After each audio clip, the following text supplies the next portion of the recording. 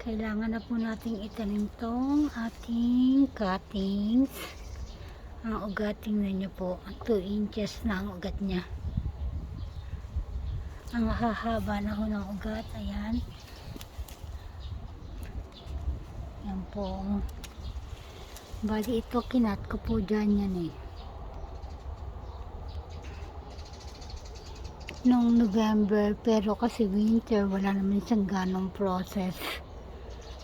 Nung buong winter, ito na lang uling 2 buwan siya nag-ugat.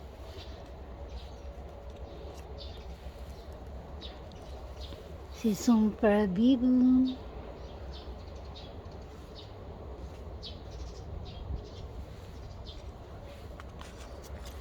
Ito si TP, galing siya dito.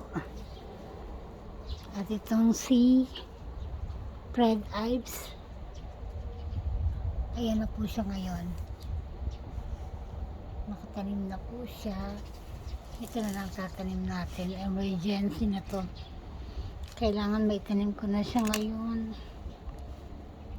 Si Lola.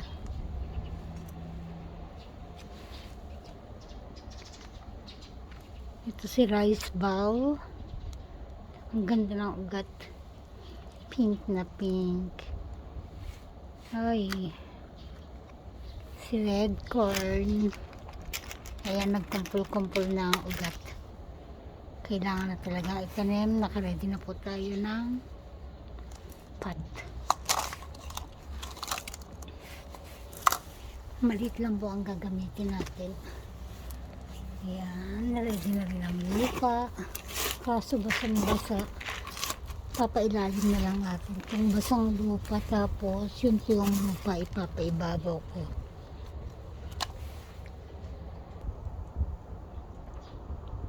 Ayan, ready na po ang ating pot. Tapos ang mix natin, nadagdagan ko na ng maliliit na kanuma. Dagdagan natin ang vermiculite. Maganda to sa ugat eh.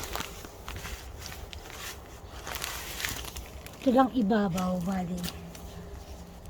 Ito lang sa ibabaw ang lalagyan natin ng vermiculite. Ang ganda itong pampaugat eh. Yan.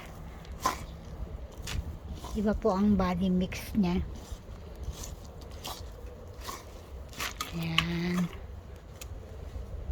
Magtatanim na po tayo. Dagdagan lang natin ang lupa. Bali, ang nilagay ko lang gamot dito ay yung para sa insekto. Yan. Ganyan lang.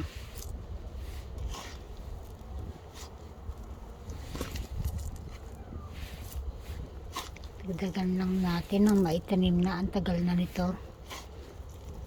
Nasa 2 buwan na siguro to. Hindi ko pa na maitanim-tanim. Sinisingit ko lang po to. May trabaho po tayo sa araw. Pero hindi naman po araw-araw. 4 days lang ang trabaho natin sa araw.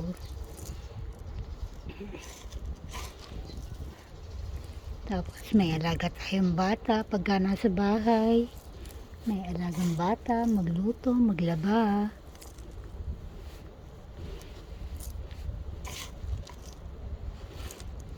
Sa gabi naman po may trabaho pa rin po ako. Konting oras lang, 3 oras. 4 na oras sa araw.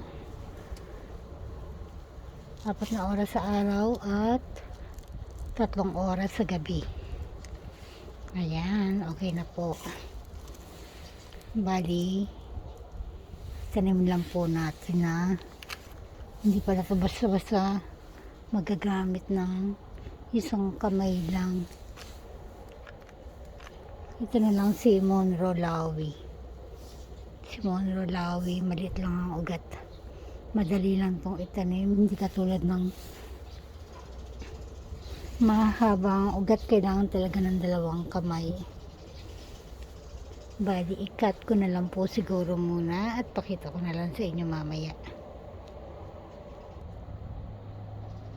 Ayan po, grabe, kumpul-kumpul na talaga yung ugat niya. At ito, 2 inches na ang kanyang ugat. Ang ganda ho ng ugat niya.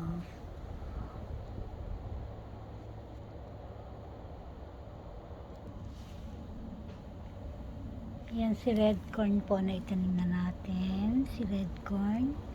Sunod natin tong si green rice. Ang ganda po ng ugat niya. Lalagay lang po natin yan na ganyan.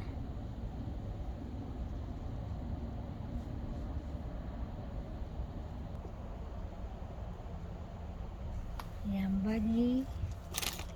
Lagyan ko lang ho ng vermiculite yung butas. Ang kutsara.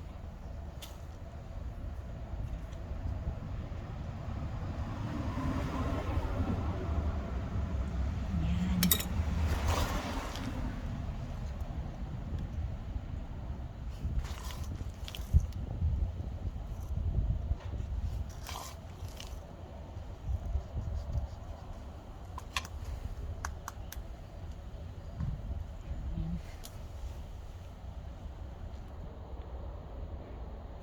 Inabot na po ng dilim. Ayan, itanim ko na si red corn, si green rice, si ice spirit, si Monroe Lawi, at itong si Mira.